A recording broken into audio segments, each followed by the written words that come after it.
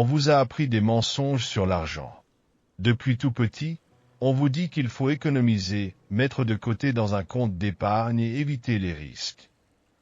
Mais avez-vous déjà pensé pourquoi, malgré toutes ces règles, la plupart des gens restent coincés dans le même cycle, sans jamais atteindre la liberté financière? Robert Kiyosaki, auteur de Père riche, Père pauvre, révèle que certaines de ces vérités ne sont en fait que des mensonges qui freinent votre succès financier et vous éloignent de la richesse. Si vous en avez assez de voir votre argent s'envoler pendant que d'autres prospèrent, il est temps de découvrir ces 8 mensonges et de libérer enfin votre potentiel financier. Mensonge sur l'argent numéro 1. Avoir un emploi fixe est la chose la plus importante. Imaginez un jeune homme plein de rêves, écoutant les conseils de son père, qu'il aimait profondément et voulait seulement son bien. C'était mon père pauvre, et son conseil était toujours le même. Étudie, trouve un bon emploi et travaille dur. C'est cela qui apporte la sécurité. Il y croyait de tout son cœur et m'a appris à penser de la même manière. Il travaillait du matin au soir, honnête, discipliné, toujours à la recherche de cette promotion, de cette opportunité qui lui apporterait la stabilité. Mais, au fond, il était piégé. Malgré tant d'efforts, il n'a jamais atteint la prospérité qu'il méritait. La vie, cependant, m'a présenté un deuxième mentor, que j'appelle mon père riche. Il était différent en tout. Cet homme ne croyait pas qu'un emploi fixe était la clé de la vie. Il n'a jamais voulu de sécurité au sens traditionnel. Au lieu de travailler pour les autres, il créait des opportunités, prenait des risques, et chaque pas était calculé pour faire en sorte que l'argent travaille pour lui, et non l'inverse. Mon père riche m'a dit quelque chose qui a tout changé. Pour être véritablement prospère, il faut arrêter de penser comme un employé et commencer à penser comme un propriétaire. Travaille pour toi-même. Fais fructifier ton argent au lieu de le donner.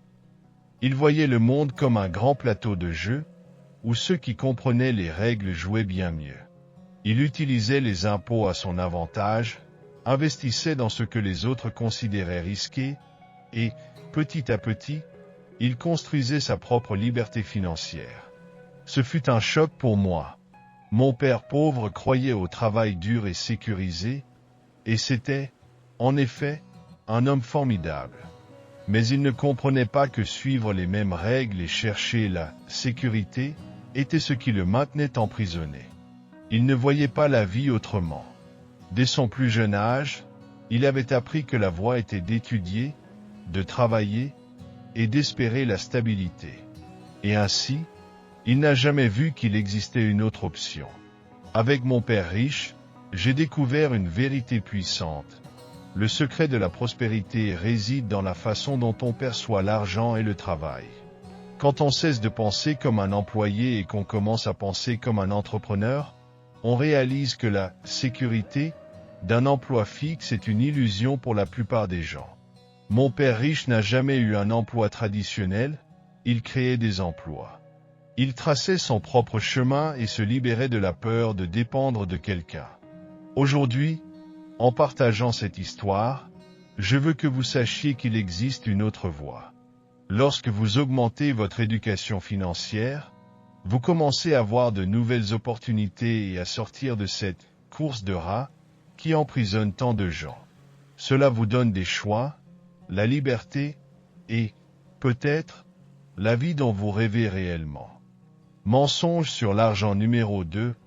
Le secret du succès est de travailler dur. Imaginez un jeune homme plein de volonté, se levant tôt chaque jour, donnant le meilleur de lui-même au travail, pensant que ses efforts lui apporteraient la vie dont il rêvait.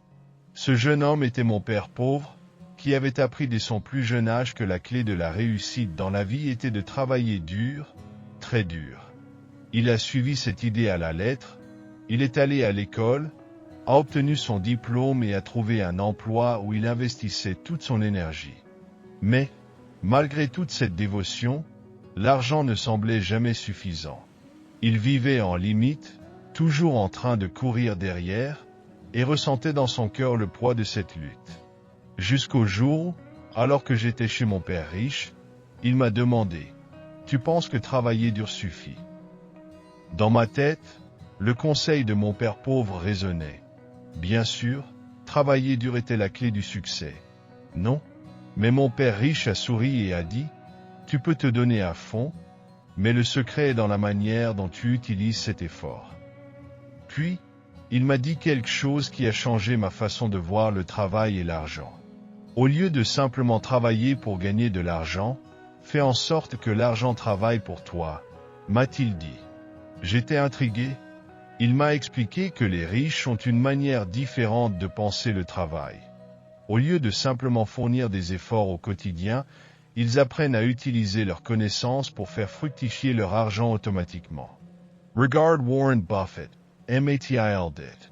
Il est devenu riche non pas parce qu'il travaillait plus que tout le monde, mais parce qu'il savait comment faire fructifier son argent intelligemment.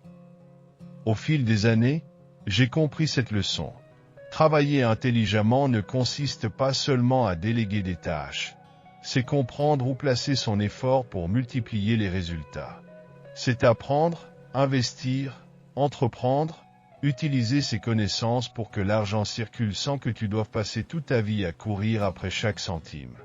Ainsi, j'ai appris que le véritable secret d'une vie prospère n'est pas seulement le travail acharné, mais de savoir transformer chaque effort en une opportunité de croissance. Mensonge sur l'argent numéro 3. Toutes les dettes sont mauvaises. Imaginez João E.T. Carlos. João a grandi en entendant que la dette était quelque chose de mauvais, que cela causait toujours des maux de tête et que, si possible, il valait mieux éviter tout prêt. En revanche, Carlos a grandi en entendant quelque chose de bien différent. Son grand-père lui disait toujours que la dette pouvait être un excellent outil, à condition d'être utilisée intelligemment. João a grandi, a trouvé un emploi, et peu à peu, il a voulu acquérir certaines choses. Une voiture, un nouveau téléphone et quelques voyages avec sa famille. Mais pour tout cela, il utilisait sa carte de crédit et de petits prêts bancaires. Il ne le réalisait même pas, mais à la fin de chaque mois, presque tout son argent partait dans le paiement des factures et des mensualités. Il vivait fatigué et préoccupé par ses dettes. Pendant ce temps, Carlos travaillait aussi, mais il faisait des choix différents. Il a également contracté des prêts, mais pour une raison bien précise, il a décidé d'acheter une petite maison. Pas pour y vivre, mais pour la louer. Avec l'argent de la banque, il a payé une partie de la maison et a rapidement trouvé des locataires. Chaque mois, le loyer qu'il recevait couvrait le prêt et il lui restait même un peu d'argent. Pour lui, la dette était un outil qui l'aidait à gagner plus. Un jour, João et Carlos se sont retrouvés. João était inquiet et a dit « Mec, ces dettes me détruisent. Il ne me reste rien à la fin du mois. » Carlos l'a écouté et a demandé « Mais pourquoi ne pas utiliser la dette à ton avantage ?» João est resté perplexe. « Utiliser la dette à mon avantage? Comment ça ?» C'est alors que Carlos lui a révélé le secret des riches. Il lui a expliqué qu'il existait deux types de dettes, la mauvaise dette et la bonne dette. La mauvaise dette, a-t-il dit, est celle qui ne fait qu'aspirer de l'argent de ton porte-monnaie, comme la carte de crédit ou un financement pour quelque chose qui perd de la valeur, comme une voiture. Mais la bonne dette est différente. C'est une dette que tu utilises pour acheter quelque chose qui, au lieu de te rendre plus pauvre, te rend plus riche. Pense à ça, dit Carlos. Si tu achètes une maison avec un prêt, mais que tu la loues, le loyer que tu reçois peut couvrir ce que tu dois à la banque, et il te reste encore de l'argent. C'est la maison qui paie sa propre dette. João était intrigué et a voulu en savoir plus. Carlos lui a expliqué que les riches comprennent cela et utilisent la dette pour investir dans des choses qui rapportent. Au lieu d'acheter des choses qui perdent de la valeur, ils achètent des actifs, des choses qui génèrent de l'argent au fil du temps. Cette conversation a ouvert les yeux de João. Il a réalisé que, comme lui, beaucoup de gens connaissent seulement la mauvaise dette et luttent pour s'en sortir. Mais la bonne dette pourrait être un moyen de croître, d'investir et de prospérer. Et, à cet instant, il a décidé qu'il apprendrait à utiliser la dette à son avantage, tout comme Carlos. Cette conversation a changé la vie de Joao. Et elle pourrait aussi changer la vôtre. Mensonge sur l'argent numéro 4. Le gouvernement va s'occuper de vous lorsque vous prendrez votre retraite. Laissez-moi vous raconter une histoire qui pourrait bien changer votre façon de voir la retraite. Il était une fois un homme appelé le colonel Sanders, un homme simple, mais plein de rêves et de courage. Lorsqu'il eut 65 ans, comme beaucoup de gens, il croyait que le gouvernement s'occuperait de lui. Après tout, il avait cotisé toute sa vie à la sécurité sociale. Mais ce qu'il reçut n'était même pas suffisant pour payer ses factures de base. Ce fut un choc. Imaginez cela. Vous passez votre vie à travailler et, quand vient le moment de vous reposer, vous réalisez que l'argent que vous attendiez n'est pas suffisant. Le colonel Sanders était frustré, mais il ne se laissa pas abattre. Il décida qu'il ne dépendrait de personne pour mener une vie confortable. Au lieu de cela, il prit sa recette secrète de poulet, celle qu'il préparait si bien, et commença à la proposer à de petits restaurants.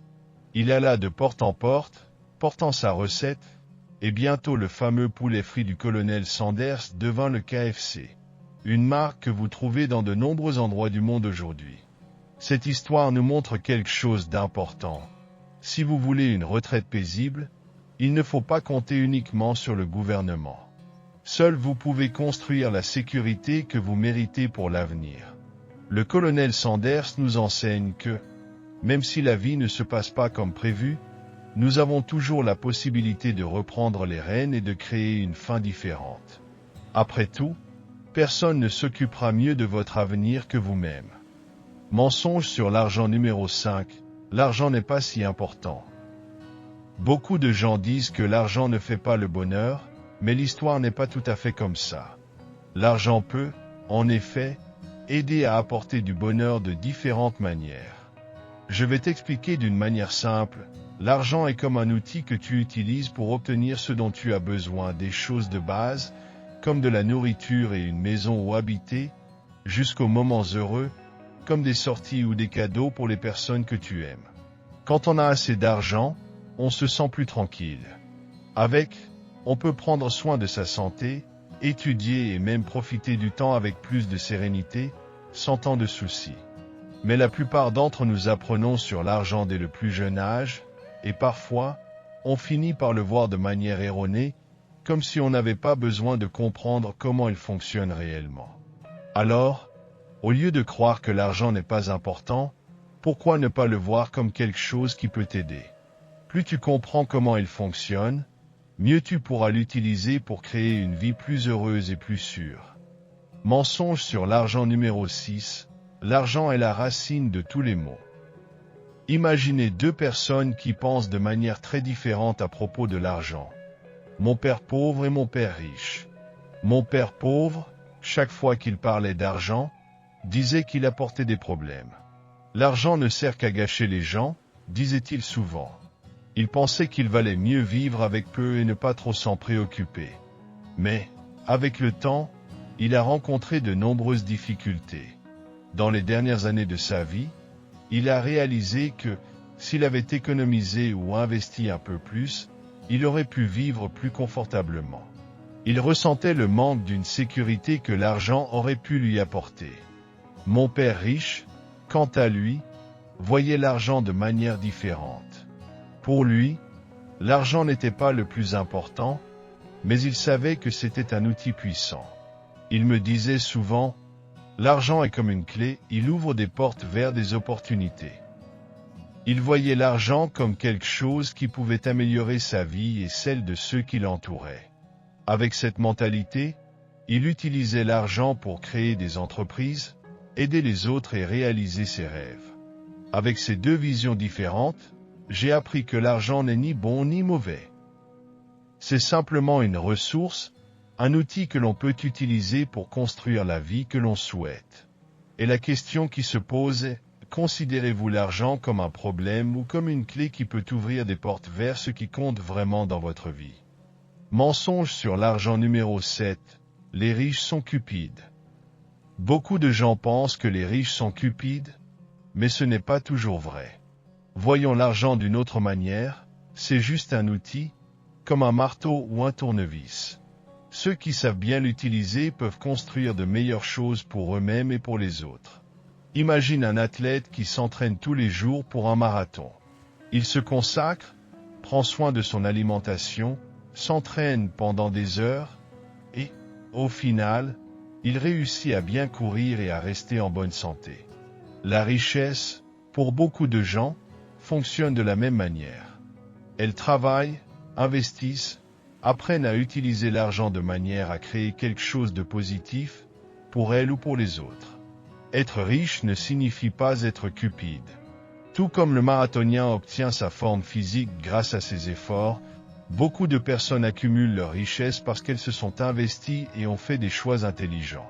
Alors, au lieu de penser que tous les riches sont cupides, pourquoi ne pas voir la richesse comme le résultat d'un travail bien fait? Mensonge sur l'argent numéro 8. Avoir un diplôme universitaire est essentiel pour réussir.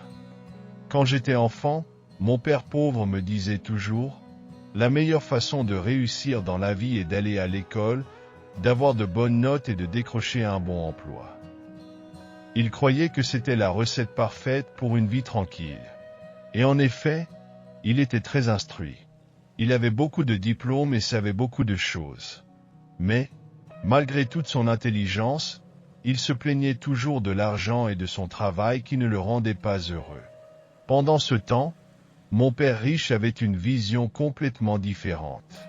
Il n'a jamais obtenu de diplôme universitaire, mais il était très prospère. Un jour, il m'a regardé et m'a dit « L'école t'apprend à être employé. Si tu veux être riche, tu dois apprendre des choses que l'école ne t'enseigne pas. » J'étais surpris. Comment mon père riche, qui n'avait pas de diplôme, pouvait-il être aussi bien installé? C'est à ce moment-là qu'il m'a expliqué. Il m'a dit que l'école nous prépare à être bons pour décrocher un emploi, mais elle ne nous enseigne pas comment gagner de l'argent de manière intelligente, comment être créatif ou comment faire travailler l'argent pour nous. Pour cela, il faut apprendre plus que ce que l'on trouve dans les livres. Mon père riche croyait fermement que si tu veux être indépendant financièrement, tu dois apprendre à gérer ton argent et à le faire croître. Ce n'est pas simplement une question de diplôme, mais de comprendre ce que tu peux faire avec ce que tu sais. Aujourd'hui, en repensant à tout ce que j'ai appris, je comprends que l'éducation est très importante. Mais le type d'éducation que tu choisis fait toute la différence dans ton avenir.